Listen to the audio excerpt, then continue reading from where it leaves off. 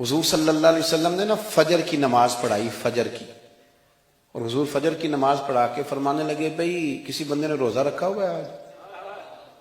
حضرت عمر کہتے ہیں رات کو میرا ارادہ تھا رکھوں، پر سویرے پھر میں نے گرا دیا، نہیں رکھا۔ حضور نے دوسری دفعہ پوچھا بھئی کسی نے روزہ رکھا ہے؟ تو حضرت صدیق کے اوپر نے ہاتھ کھڑا کیا، عرض کی یا رسول اللہ میں نے رکھا ہوا ہے۔ آپ حکم نہ دیتے تو نہ بتاتا، پر روزہ رکھنا بھی آپ نے توجہ دلائی ہے تو حکم بھی آپ کا بتاؤ تو بتا دیا۔ حضرت عمر کہتے ہیں حضور نے فجر کی نماز پڑھائی، فجر کی۔ دوسرا سوال پوچھا بھی کسی نے کسی بیمار کی تیمارداری کی ہے؟ تو حضرت عمر کہتے ہیں میں نے فٹافٹ عرض کی یا رسول اللہ ابھی تو نماز فجر پڑھی ہے، تو اب گھر جائیں گے تو تیمارداری کریں گے۔ تو حضور نے فرمایا عمر تو ذرا ٹھہر جانا، جلدی نہ کر، ٹھہر نہ، ذرا روک تو صحیح۔ تو حضرت عمر فاروق رضی اللہ تعالیٰ عنہ فرماتے ہیں میں چپ کر گیا، حضور نے فرمایا بتاؤ بھی کسی نے تیمارداری کی ہے؟ تو صدیق اکبر نے ہاتھ کھڑا کیا، عرض کی یا رسول اللہ عبد الرحمن بن عوف رضی اللہ تعالیٰ عنہ 2-3 دن سے نماز پڑھنے نہیں آ رہے تھے، رات میں نے پتہ کرایا تو پتہ چلا بیمار ہیں، اور حضور مجھے یہ بھی پتہ ہے وہ میرا یار ہے، مجھے پتہ ہے رات کو جلدی سوچا پر تہجد میں ضرور اٹھتا ہے۔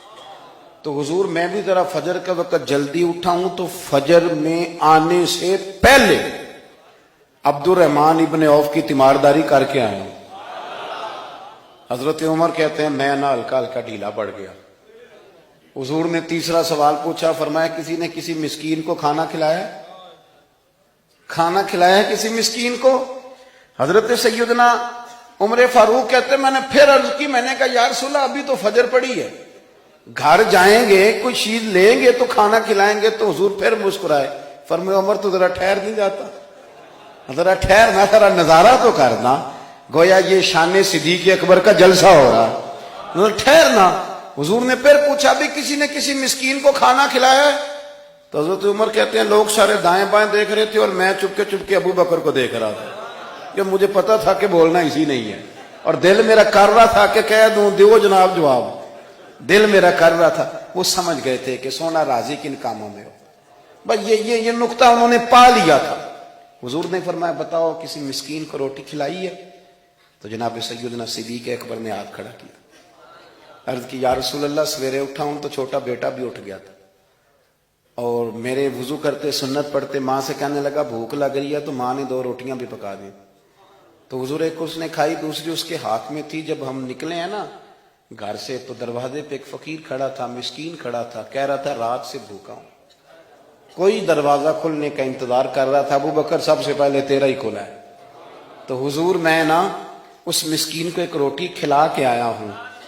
حضرت عمر فاروق کہتے ہیں میں نے گردن جھکا لی، اور میرے رسول کریم نے فرمایا اے اللہ میرے ابو بکر پہ رحم فرما، اللہ میرے ابو بکر۔ وہ سمجھ گئے تھے، مزاج شناست سمجھ آ گئی تھی کہ حضور کن باتوں میں، اور نا اپنے اوپر وہ سارا کچھ طاری کر لیا تھا انہوں نے، طاری، ان کی ادائیں بالکل ڈھل گئی تھی نبی پاک کی اداؤں۔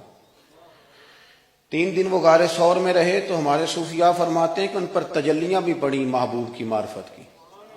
جب مدینے آئے نا نبی کریم کو لے کے، تو کچھ لوگوں نے حضور کی زیارت کی تھی، کچھ نے نہیں کی تھی، تو کچھ آتے تو نبی پاک کی دستبوسی کر کے بیٹھ جاتے، حضرت ابو بکر سے ہاتھ نہ ملاتے، اور کچھ صرف حضرت ابو بکر سے ہاتھ ملاتے اور حضور سے ہاتھ ہی نہ ملاتے۔ میری بات پہ توجہ ہے آپ حضرات کی؟